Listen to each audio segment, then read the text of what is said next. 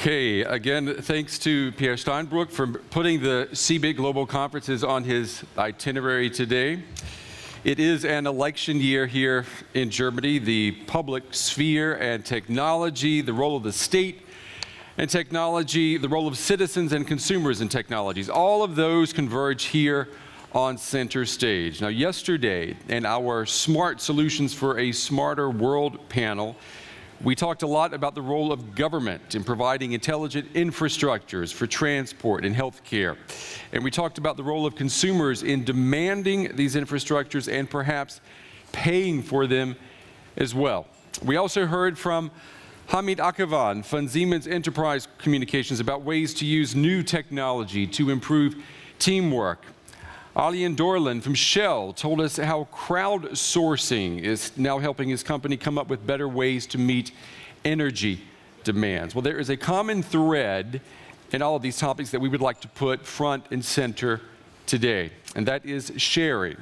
Now, all of the ideas that we pondered yesterday, they all rely on greater sharing. And we talk about this as if it were something new in human history, but the truth is, it's not anything new at all. Our first keynote speaker is here to tell us why.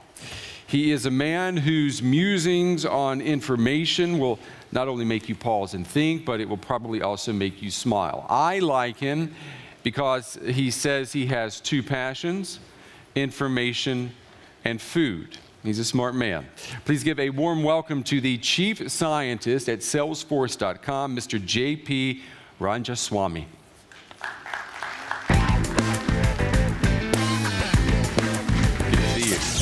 Thank you very much. Thank you and good morning. It's always a privilege to be able to come back to Germany and to spend time with people here. I spent the best part of 10 years working for German institutions, so I feel I am at home. If you tried at an audience like this to start counting the number of social media experts in the world, they would probably exceed the population of China. So when we're in an environment like this, I thought we should concentrate, like scientists do, on evidence, what we're learning from actually looking at facts and what's happening there rather than just on the emotion. Right? The first question I wanted to ask myself was, a few days ago, it kept repeating in my life. I was listening to some music, and I'm 55 years old, so I like my music on vinyl. I use valve amplifiers when I can because I feel I get a better quality of music listening that way. And my 21-year-old son, he pointed out to me that he can't listen to music that way. So I asked him why. Don't you think it sounds better with this system? There is greater fidelity. And he said, it's not about that. I can't share it. Okay? So there is a generation of people there, and it's not necessarily age-based. It's not necessarily culture-based. It's not necessarily geography-based, whose ideas about how they live their lives are deeply connected to sharing. Here, over the next 25 minutes, I want to be able to take you through the answers to 3 questions. Question 1. Is this idea of sharing new? If not, why not? Question 2, is sharing good? Should we share? And question 3, if we know the answers to the first 2 questions, what should we do? If by the time I leave this stage you have a reasonable understanding of those 3 questions and you're satisfied in your own head with the answers, then I would have got somewhere. Thank you for your patience in between. Okay, let's start with, I was born and brought up in Calcutta. In Calcutta, you queued up to be born, you queued up to die. It's a vertically intense city. Many, many people, queues everywhere. Privacy was a rare thing to have in that kind of environment. But when I actually look at what this picture represents, it reminded me of how my life was when I was a child. Okay? If I went to the local shop at the age of 6 and I said, could I have a packet of cigarettes, please? The shopkeeper gave me the cigarettes. I didn't carry any money. I didn't need to. The shopkeeper knew which brand to give and who it was for because he knew my father, he knew my grandfather, he knew where I lived, he knew the family. And we knew his family. So culturally, even though I lived in a city, I lived in a community where everybody knew each other, and it was normal for people to have a clear understanding of what you did, where you lived, what your habits were, what your values were, because we lived in that kind of integrated, transparent society. Okay? And this was, I was born in 1957. I'm talking about 1963, not that long ago. What changed, in my opinion, is that culturally, human beings, from the time we formed settlements between 300,000 and 100,000 years ago, we lived in communities where it was normal for people to know each other, their friends, their lifestyles. Everyone in the town or community knew, who had the nut allergy, who had a drinking problem, who liked to read books. Who liked curry, for that matter. I mean, your tastes were known to people, and the community responded by being able to deliver value against those tastes. People invested in relationships over time. Everywhere I went when I was a child, the person serving me knew me, knew my family, because we went to similar places. Even then, when we walked around as children, we knew where the curtains were that people were looking through or behind. So you knew who the gossips were, you knew who was looking at you, but it didn't matter because you knew who it was. The reason why I bring these things up is, if human beings had this structure for this long, what changed? Why did we have all this issue to do with how people look at each other in today's context? And what it looks like it happened is that in the 19th century, transportation technology became affordable at a mass level. So for hundreds of thousands of years, we used to be born, live, and die within 10 miles of where we were born. Then suddenly, the bicycle, the train, the car, much later things like planes, we started evolving transportation technologies that allowed people to leave. So a diaspora of our original communities began, and that diaspora drove an existence where we were suddenly distributed, we were separate, we were no longer in the close communities. And when we started doing that, you know what happened? We tried to rebuild the community in the town we left. Because we would go into a new environment, and in the big city, there will be like a Chinatown or a Koreatown, or people from the same environment would gang together and create new communities, even in the larger cities, because human nature is to form those relationships. The shops would then sell the goods you needed to make your food, your language or dialect would be understood. We are creatures who are social creatures. But what changed for the first time is you could go far enough for nobody to know you. So for a short period in human history, we had this, when you were living in the village, when we as human beings were living in the village, you had to travel quite far before nobody knew you. So if you wanted to do something that nobody else should know, you had to travel 2, 3, 4 villages away and hope you didn't meet anybody that night who knew you, because someone else may have had the same idea. But generally, everybody knew everybody. That was life. So why is it happening now again? I think there were some changes that took place that I want to sort of talk through quickly. First and foremost, as people left, we could see that the technology for transport started changing the way villages and towns looked to get to cities. Markets formed, and markets actually didn't form inside towns. They formed outside because the rules and the shapes of the towns were not appropriate. Open gardens, walled gardens were not the way markets were formed. In fact, the Greek word for the marketplace is agora, and the modern term for being scared of open spaces is agoraphobia. Okay? It comes from the open market, which, as you can see, was always built outside the town, not inside. As we started congregating in the towns and villages, we were always able to know each other, be part of each other, even when we scaled up. This idea of the modern city where two neighbors don't know each other was, as distance grew and you could separate out.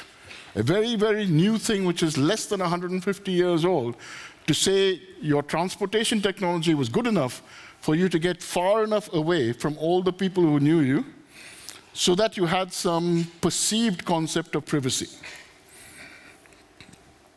In that kind of market, how did the community work?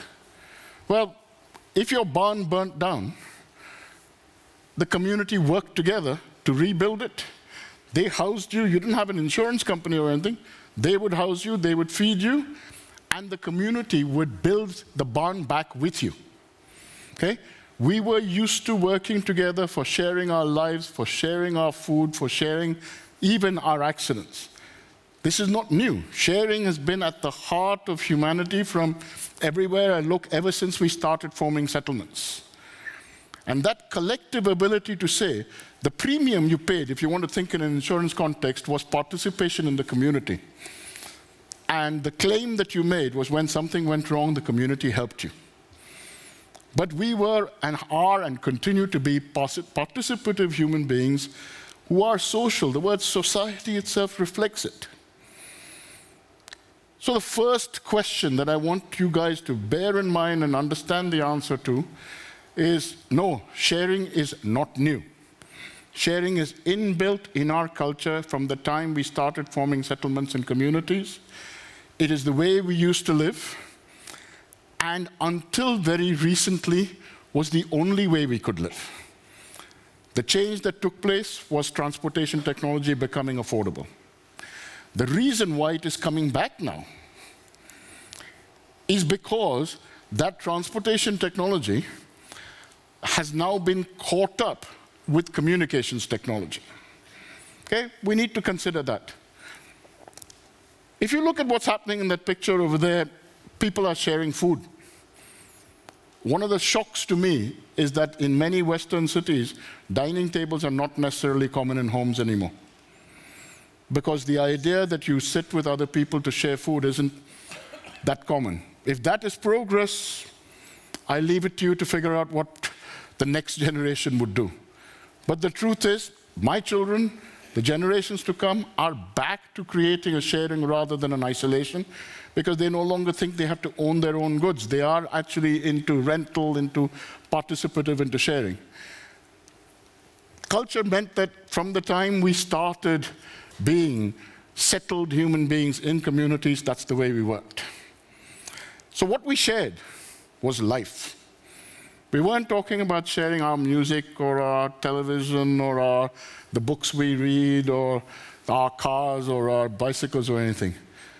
Human beings were designed to share life. No man is an island. Okay? And it is not new, it is through human history. So whenever you think about what's all this sharing got to do, please bear in mind, there have been generations of people who are saying, why are people not sharing? That shared life, as I indicated, said it began to break down because we had transportation technology. As we migrated and created this diaspora, it broke down. That is actually a picture of the nature of migrations that take place today. Okay?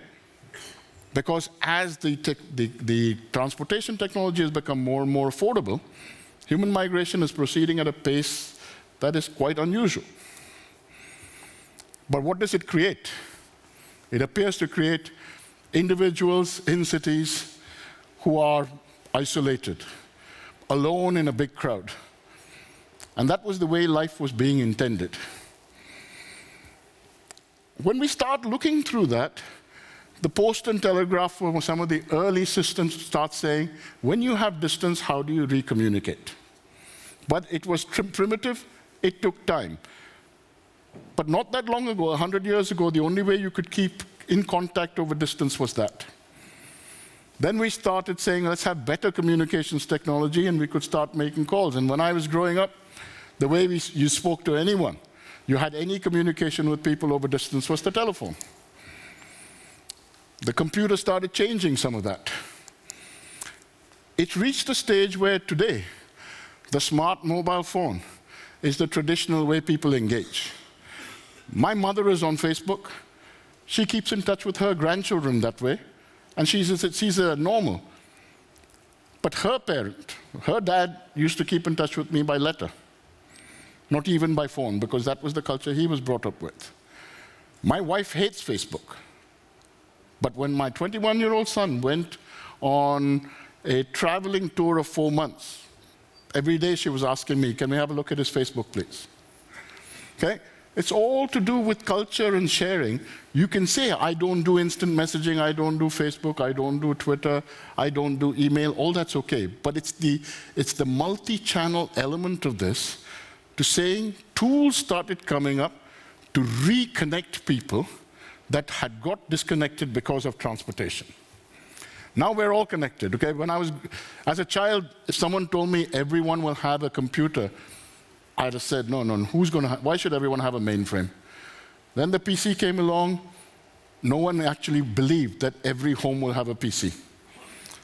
But when the mobile phone has come along and the smart devices come along, now it is possible for us to think that actually in our lifetimes, every human being will have a phone, right? Even at the Mobile World Congress in Barcelona a few days ago, people were talking about the price point for a smart device coming down to $13. Okay? Where is the digital divide? When I was living in India, it took me 3 years to get a landline. Now I can get a mobile phone there in 3 minutes. Okay? People leapfrog those technologies. Communications, farmers are getting prices by checking on the internet through a cheap phone, right? In order to get competitive. So what has happened is that in the last 40 years, communications technology has caught up so much that the distribution that took place through transportation technologies, mass affordability, has been rebalanced by the mass affordability of communications technology. Everyone's connected. So what does that actually imply? Early on, you started connecting markets, shopkeepers, people who wanted to buy and sell, because we forget that always in human history, people buy from people, people sell to people. It's always been a people business. You understand the relationship, you know what the person stands for. And it is the relationship that happens before the conversation, before the transaction. Okay? My image of markets has always been, hi, how are you? Come sit down, have a cup of coffee. Has your aunt's leg healed? And is that dog of yours still sick? And by the way, I got some carpets yesterday. Do you want to take a look at them? Your father had expressed an interest. So the conversation was, I know who you are. Let's sit down. Let's relax. It's not, here's my latest product. It's faster, cheaper, better than anybody else. If you're not interested, I'll go to the next person. Buying and selling was always in relationship. Business was about relationships. And these relationships based on deep knowledge and trust. That's how human beings acted. No surprise that as the web began, one of the first things we wanted to do was rediscover our friends. Because again, we were wanting to use the technology to recreate what we had. Okay? This recreation becomes important.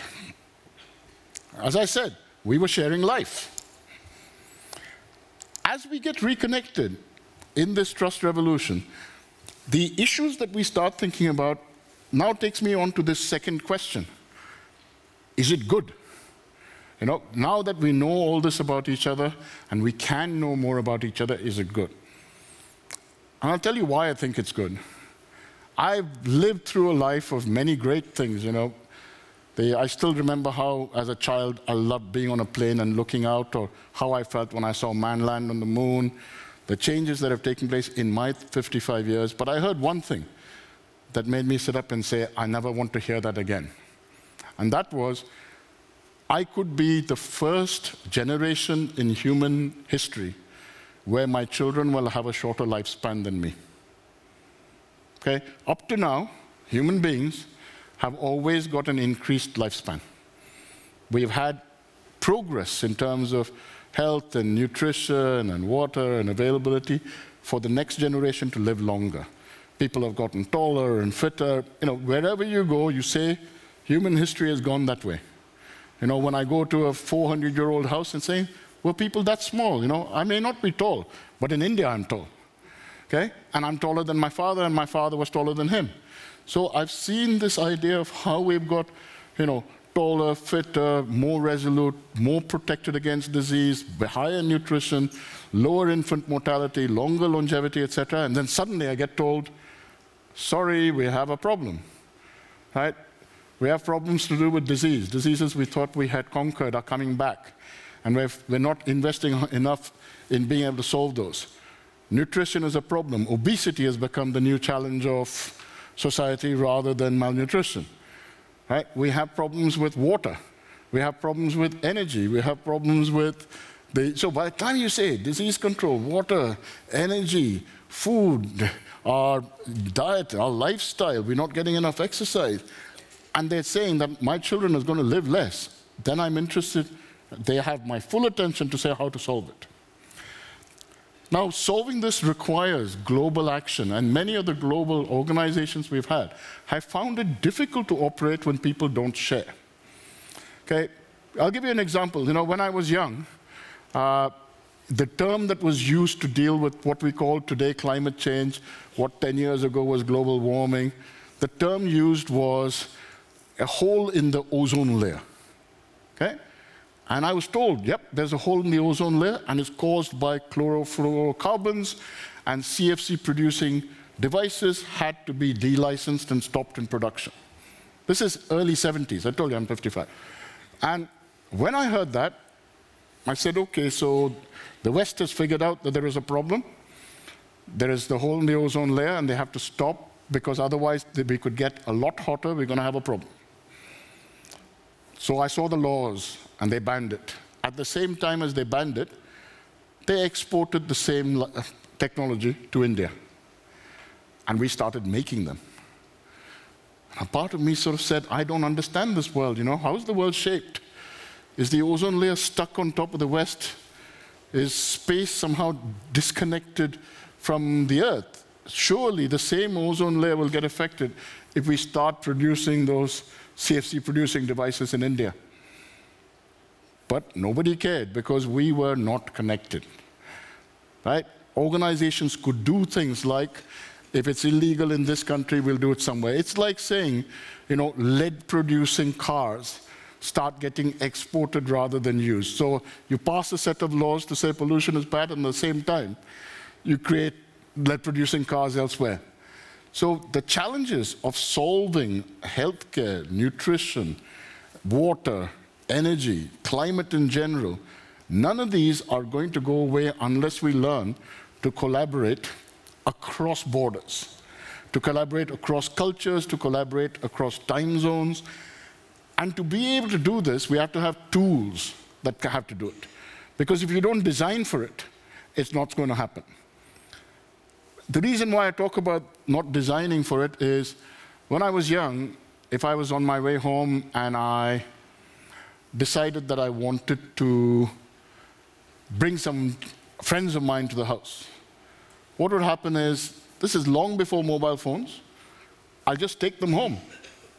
And when I got home, I'd say, Mom, I got 3 friends. And magically, she did something in the kitchen for there to be enough food for all of us. Okay? A little bit of water in the dal, a little more rice, a few more potatoes. We were vegetarians in the house, but that's what happened. Then I came to England, I got married, I lived in a different culture, still before mobile phones. And on my way home from work, I was talking to some friends, we had a drink, and said, you know what? I'm having some people over for dinner, come on over. And they came. And then my wife looked at me as I opened the door with these 2 other guests, saying, JP, we're having steak. How am I going to feed them? And the child in me realized that sharing has to be by design, because if you didn't have food that was naturally expandable, like a stew, or something that was cooked in a pot, if you counted the number of potatoes or counted the number of chops or counted the number of steaks, then you have limited yourself for the number of people you have unless you've built up a spare, right? You need to plan to be able to share. This is true for everything we do. Sharing requires an architecture of participation, needing to be able, today when you go to a website, okay, it's become normal to say there's a whole family of icons, printed, send to email, send to Twitter, send to Facebook, whatever else you want to do, the ability to be able to share what you are seeing or doing. When you buy a product, again, would you like to share this action you're doing? When you're reading something, would you like to share it? People have begun in the digital world with really understanding this idea of sharing. But how does this sharing work? Sharing just doesn't happen because I'm standing out here and say, I want to share everything I do, right? Too much information. Sharing happens because you see that someone's life can be improved or enhanced as a result of what you say or do. You may not always understand how or why, but you have to understand that you have a responsibility. And the way you use that responsibility is you invest in a trust relationship with the people around you. You recognize and understand that mutual respect and understanding for human dignity takes place. There are social conventions. Like when my children befriend me on Facebook, they know it's okay for me to look at them, but perhaps not talk to them too much. It's not cool. It's okay for me to see what happens in my feed, but if I actually looked at this photograph of the woman that my 21-year-old son was with and I investigated her, as soon as he found out I was prying like that, he would unfriend me because that's not the social expectation. How does that actually work? Well, I go back to something that we would share in analog terms. Imagine you let somebody use your spare bedroom, okay? You would expect that person to sleep in the bed. You allowed them to use the spare bedroom. You'd expect that person to use the shower. After all, that's what it's there for. You would expect the person to use the toothpaste that you left there. But perhaps not the toothbrush, because you can't remember who left it there. And he won't use the toothbrush either. But you do not expect that person to open your drawers or look under the bed or open the wardrobes, etc., because you've trusted them to say, I'm giving you the space, but you don't use it as a license to do whatever you want. All forms of sharing are based on this idea of mutual respect for human dignity and a conventional and social representation of what is reasonable or not. In an analog world, we knew who was looking at us, which window twitched. In a digital world, the reason why we spend time on things like data protection is to make sure you know who can see you and what they use it for. But it's not to prevent sharing. That is actually going to underpin the trust of sharing, because when you know those, and those are protections you have, you are encouraged to share. I'm going to end with a very simple repetition of the statements. I believe that sharing is human, natural, that we were unnatural for 150 years, and that communications technology has given us the chance to be natural about sharing again. I believe it is a good thing, because without it, the problems of the 21st century, this new paradigm, are going to be very hard to solve, because we get stupidities like the CFC producing technology export. I believe that it is an imperative that my children live longer than me. I do not want to belong to that generation that turns that. I believe that it cannot happen unless we collectively understand how to design for it and how to protect it. When you hear about the share economy and the sharing revolution for the rest of today and everywhere else, I want you to bear in mind, this is not a technology looking for an answer. This is about our rediscovering our humanity and our lives. Thank you for your time.